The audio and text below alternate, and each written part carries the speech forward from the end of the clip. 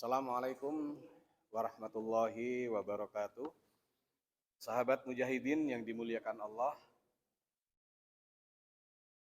ketika kita sholat, ada salah satu tuntutan yang ingin kita lakukan, tapi seringkali susah kita dapatkan.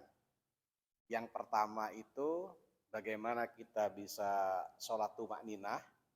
Yang kedua, bagaimana kita bisa sholat dengan khusyuk. Tumakninah dan khusyuk ini adalah kunci penting bagi kita untuk mendapatkan nilai-nilai sholat yang bisa kita bawa dalam kehidupan sehari-hari. Dampak dari tumakninah, dampak dari khusyuk dalam sholat, itu akan berpengaruh pada perilaku kita, berpengaruh kepada keseharian kita, juga berpengaruh kepada akhlak kita. Bagaimana dengan tumakninah? Arti tumakninah secara sederhana itu kita melakukan setiap gerakan dalam sholat itu dengan tenang. Tumakninah. Nah, sedangkan khusyuk itu adalah hal lain yang hanya bisa kita capai apabila kita bisa tumakninah. Nah, tumakninah itu banyak sekali metode-metode saran bagaimana kita agar bisa melakukan sholat dengan tumakninah. Tapi saya ingin mencoba satu hal sederhana yang mudah-mudahan ini bisa kita lakukan baik ketika kita sholat sendiri maupun ketika kita sholat berjamaah. Jadi untuk mencapai proses tumakninah itu ada satu cara sederhana, yakni setiap kita habis membaca doa, setiap kita habis membaca ayat dalam ayat Al-Quran, sehabis kita melakukan gerakan dalam sholat, jangan langsung bergerak ke tahapan berikutnya. Misalnya, setelah kita ruku, ketika kita ruku, kita baca Subhana rabbiyal azimi wa bihamdi. Begitu kita baca ini selesai, jangan langsung i'tidal. Diam sejenak, 1, 2, sampai 3 detik. Rasakan dulu apa yang kita baca. Rasakan dulu kita sedang dalam posisi ruku. Begitu juga ketika kita i'tidal. Rabbana walakal hamdu dan seterusnya. Begitu kita selesai membaca, jangan buru-buru untuk sujud. Rasakan apa yang kita baca, kemudian rasakan posisi kita dari i'tidal dalam kondisi berdiri. Begitu juga ketika kita sujud. Sujud ini adalah posisi yang paling mengharukan sebetulnya dalam sholat. Karena kepala kita ini kan simbol dari kebanggaan orang, ya, kebanggaan manusia. Itu kita letakkan di tanah tempat kita berasal. Begitu kita sujud, kita selesai membaca doa sujud, jangan langsung bangkit untuk duduk tahiyat atau bangkit untuk berdiri. Diam sejenak. 1 detik, 2 detik, 3 detik. Dengan diam 2-3 detik, kita rasakan doa-doa yang kita baca dalam sholat.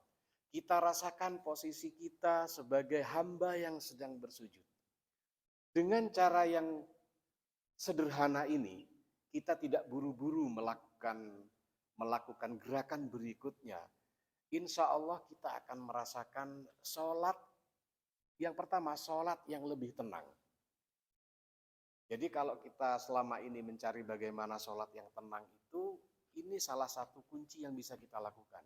Setiap selesai gerakan berhenti sejenak. Nah, kalau kita sudah istiqomah melakukan gerakan-gerakan seperti ini dalam sholat, kita tumakninah, insya Allah khusyuk itu akan kita capai dengan sendirinya. Kenapa? Karena dalam setiap gerakan itu ada potensi kita itu untuk mengingat hal-hal di luar sholat. kunci hilang, kunci rumah yang tidak ketemu, itu justru kita ingat apa? Ingat ketika sholat. Nah, untuk meminimalisir hal-hal di luar sholat yang masuk dalam pikiran kita, gunakan metode tadi. Berhenti sejenak dalam setiap gerakan, kemudian hayati, kemudian rasakan apa yang sedang kita rasakan. Insya Allah ini akan membawa satu tahapan lagi, kita akan menuju dengan apa? Dengan sholat khusyuk. Nah, kalau kita sudah sampai pada tahapan sholat yang khusyuk, kita akan lebih mudah menghayati nilai-nilai dari setiap sholat, sehingga begitu sholat kita selesai, Assalamualaikum warahmatullah, Assalamualaikum warahmatullah, nilai sholat kita masih bisa kita bawa dalam kehidupan sehari-hari, dalam kegiatan kita sehari-hari, dan akan menjadi warna dalam kehidupan kita. Ini kuncinya, inna sholata tanha anil fahsya'i wal munkar. Sholat itu mencegah perbuatan keji dan mungkar. Apabila kita bisa menghayati makna sholat dan mewarnai perilaku kita sehari-hari. Caranya bagaimana? Caranya dimulai dengan tumakninah tadi. Dari tumakninah kita akan lebih mudah untuk mencapai khusyuk. Ketika kita sudah bisa khusyuk, kita akan menghayati apa itu sholat dan apa dampak sholat terhadap kehidupan kita. Salah satunya yang disebut dalam Al-Quran tadi, mencegah perbuatan keji dan mungkar. Jadi kalau kita akan melakukan kekejian, melakukan fahsya, itu perbuatan melanggar hukum yang ada kaitannya dengan syahwat, itu fahsya. Ketika kita akan melakukan seperti itu, sholat itu langsung mengingatkan kita, oh iya aku sholat, berhenti kita.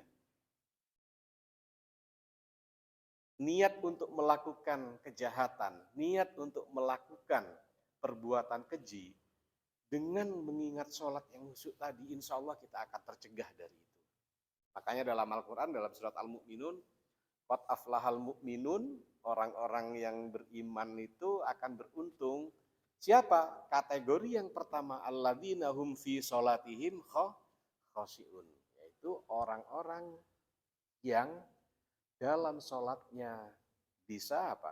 Bisa khusyuk. Khusyuk artinya bukan sekedar diam menghayati, tapi bisa mengamalkan nilai-nilai sholat dalam kehidupan sehari-hari. Meresapi setiap nilai sholat untuk dibawa dalam aktivitas sehari-hari yang ujungnya adalah menjadi apa? Akhlakul karimah. Itulah pesan Nabi, kenapa Rasulullah meminta ketika kita sholat itu untuk tenang, tumakninah, khusyuk. Kemudian apa? Dampak dari khusyuk ini adalah menjadikan akhlak kita sebagai akhlakul karimah. Semoga kajian singkat ini bisa memberikan manfaat kepada kita, menjadi bekal kita untuk sholat lebih khusyuk, untuk sholat lebih tumakninah, sehingga sholat menjadi warna dalam kehidupan kita. Assalamualaikum warahmatullahi wabarakatuh.